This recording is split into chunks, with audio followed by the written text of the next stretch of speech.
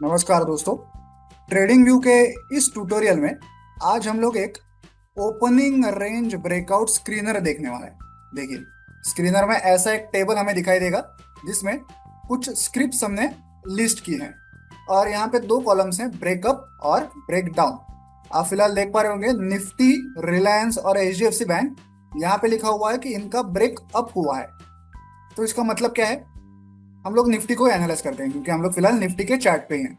Nifty के 15 minute के chart पे हम लोग हैं। तो ये कह रहा है कि निफ्टी के 15 मिनट के चार्ट पे ब्रेक अप हुआ है। और देखिए, बैंक निफ्टी भी बीच बीच में आ रहा है, जा रहा है। पिछले बार शायद टीसीएस में भी एक बार यहाँ पे एक सिग्नल आया था, वो जा चुका है। मतलब ये लाइव मार्केट में ऐसे अपडेट होता रहता है। फिलहाल निफ्टी को एनालाइज कर रहे हैं कि ये ब्रेकअप कह रहा है, इसका मतलब क्या है। देखिए, क्योंकि हम लोग 15 मिनट के चार्ट पे हैं, तो 15 मिनट के चार्ट की जो पहली कैंडल होगी उसका हाई और लो हमें देखना है। फिलहाल निफ्टी की जो करंट कैंडल है ना, करंट बार है ये वाला, इसने ये जो फर्स्ट कैंडल का हाई है उसे ब्रेक कर लिया है और ये उसके ऊपर ही चल रहा है। तो ये हमें कह रहा है कि भाई निफ्टी ने ब्रेक अप कर लिया है, मतलब फर्स्ट कैंडल का जो हाई है उसे ब्रेक करके ये ऊपर चल रहा है। इसका ये मतलब है। अभी देखिए, फिलहाल जब हम लोग बात कर रहे थे टीसीएस में ब्रेक डाउन वाला सिग्नल आया है और आईसीआईसीआई में भी एक सिग्नल आके जा चुका है।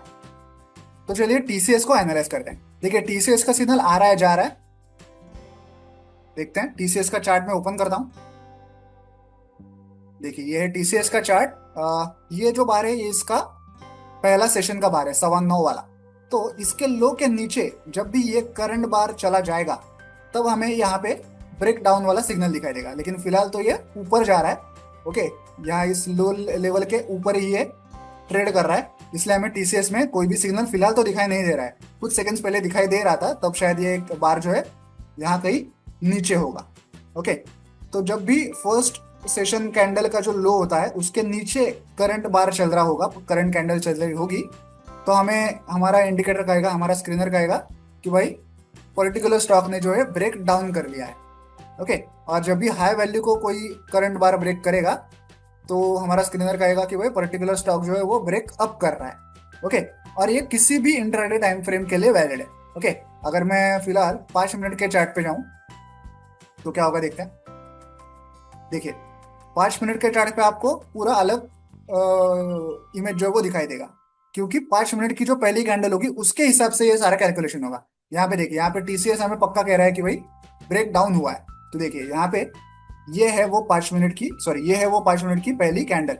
इसके लो के लो वैल्यू पे अगर मैं एक लाइन ड्रॉ कर दूं, पहली कैंडल के लो वैल्यू, ठीक है, यहाँ पे मैंने एक लाइन ड्रॉ की। तो अब करंट कैंडल देखिए, करंट बार देखिए, वो इस लो वैल्यू के नीचे ही ट्रेड कर रहा है। तो मतलब हमारा जो ब्रेक डाउन जो है टीसीएस में हो चुका है, इसलिए यहाँ पे हमें एक रेड कलर में वाई दिखाई दे रहा है। सिमिलरली अगर हम लोग आईसीआईसीआई बैंक पे जाके देखें तो देखिए, आईसीआईसीआई बैंक का पहला बार था ये वाला 9:15 वाला। इसकी जो लो वैल्यू है, यहाँ पे मैंने अपना कर्सर रखा है, डॉटेड लाइन देखिए, लो, उसके नीचे ही करंट कैंडल जो है वो यहाँ पे ट्रेड कर रही है। इसलिए आईसीआईसीआई बैंक में हमें यहाँ पे ब्रेक डाउन का सिग्नल दिखाई दे रहा है। लेकिन ये 15 मिनट पे दिखाई नहीं दे रहा था हमें, क्योंकि 15 मिनट का जो बार था वो फर्स्ट सेशन बार के ऊपर ही क्लोज कर रहा था। देखिए, 15 मिनट का बार रहा ये वाला, इसकी जो लो वैल्यू है इसके फिलहाल ऊपर ही आईसीआईसीआई बैंक में ट्रेडिंग हो रही है। इसलिए यहाँ पे कोई भी, देखिए अभी अभी सिग्नल आया, जस्ट अभी उसने ब्रेक डाउन किया है, देखिए, ठीक है। इस फर्स्ट बार की जो वैल्यू है, लो वैल्यू, वो कितने है, 14।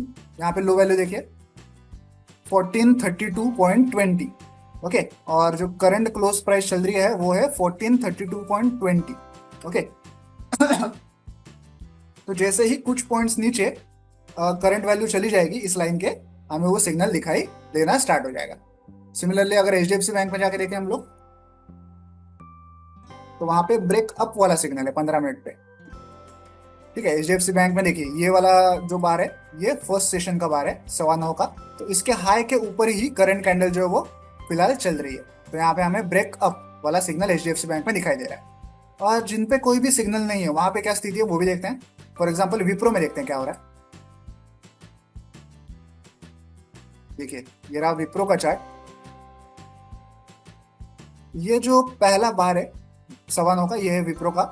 इसकी लो वैल्यू के और हाई वैल्यू के बीच में ही करंट वैल्यू घूम रही है। ओके, ये जो फर्स्ट बार है, सेशन का फर्स्ट बार, इसके हाई और लो वैल्यूज के बीच में ही करंट बार जो है वो घूम रहा है। मतलब ना तो इसने ब्रेकआउट किया है, ना ही ब्रेक डाउन किया है, इसलिए हमें विप्रो में कोई भी सिग्नल दिखाई नहीं दे रहा है। तो आई होप आप इसका फंडा समझ गए होंगे कि ये ब्रेकअप का मतलब क्या है और ब्रेकडाउन का मतलब क्या है। देखिए, निफ्टी का ब्रेकअप का सिग्नल जो है वो जा चुका है। जो पहले अब तक था वहां पे ब्रेकअप का सिग्नल, वो अब जा चुका है। ऐसा क्यों? क्योंकि ये फर्स्ट कैंडल है निफ्टी की, इसका ये हाई पॉइंट है और करंट बार देखिए हाई वैल्यू के नीचे चल रहा है फिलहाल।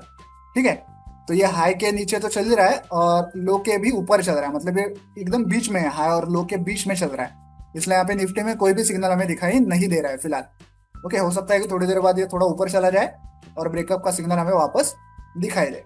तो आई होप आप ये ब्रेकअप और ब्रेकडाउन वाला सीन क्या है, इसका लॉजिक क्या है, वो समझ गए होंगे। ये किसी भी इंट्राडे चार्ट पे आप ऐसे ऐसे यूज कर सकते हैं और उस इंट्राडे का जो फर्स्ट बार होगा उसके हाई और लो के हिसाब से ओपनिंग रेंज जो है उसे इंप्लीमेंट किया जाएगा। अब आप अगर इसका इस इंडिकेटर का इनपुट पैनल ओपन करें तो देखिए यहाँ पे जो स्टॉक्स हमने यहाँ पे लिस्ट किए हुए हैं उनके सिलेक्शन ऑप्शन आपको यहाँ पे दिखाई दे रहे हैं। मतलब मैं यहाँ पे निफ्टी की जगह पे किसी और स्टॉक को चूज कर सकता हूँ, जैसे कि मैंने एसीसी को किया है।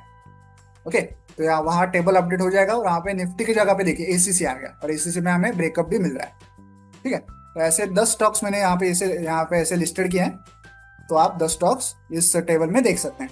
टेबल की पोजीशन को अब भी आप मैनिपुलेट कर सकते हैं, जैसे कि मैं लिखता हूँ टॉप लेफ्ट, तो देखिए टेबल यहाँ टॉप लेफ्ट में चला गया। टेबल की साइज को भी आप कम ज़्यादा कर सकते हैं। टेबल की साइज है यहाँ पे, देखिए नॉर्मल लिया मैंने तो थोड़ा सा बड़ा हो जाएगा, देखिए बड़ा हो गया। टाइनी लिया तो बहुत छोटा हो जाएगा। ठीक है, देखिए छोटा हो गया। तो यहाँ से आप टेबल की पोजीशन और टेबल की साइज को मैनिपुलेट कर सकते हैं। फिलहाल तो 10 स्टॉक्स ही रखे हैं मैंने इसमें। आप चाहें तो इस इंडिकेटर को 2 बार ऐड कर सकते हैं और 2 अलग अलग टेबल्स आप यूज कर सकते हैं। ओके, एक इंडिकेटर को आप 2 बार ऐड कीजिए ताकि आपको 2 टेबल्स मिल जाएंगे और दोनों इंडिकेटर्स में आप अलग अलग स्टॉक्स को चूज कर पाएंगे ताकि आप टोटल 20 स्टॉक्स को एनालाइज कर सकते हैं। ओके, आई होप आपको ये स्क्रीनर जो है वो समझ आ गया होगा और अच्छा भी लगा होगा। अगर आपको इस स्क्रीनर को यूज करना है तो आप मुझे कांटेक्ट कीजिए और मेरे कांटेक्ट डिटेल्स जो हैं वो इस वीडियो के नीचे डिस्क्रिप्शन बॉक्स में मैंने मेंशन कर दिए हैं।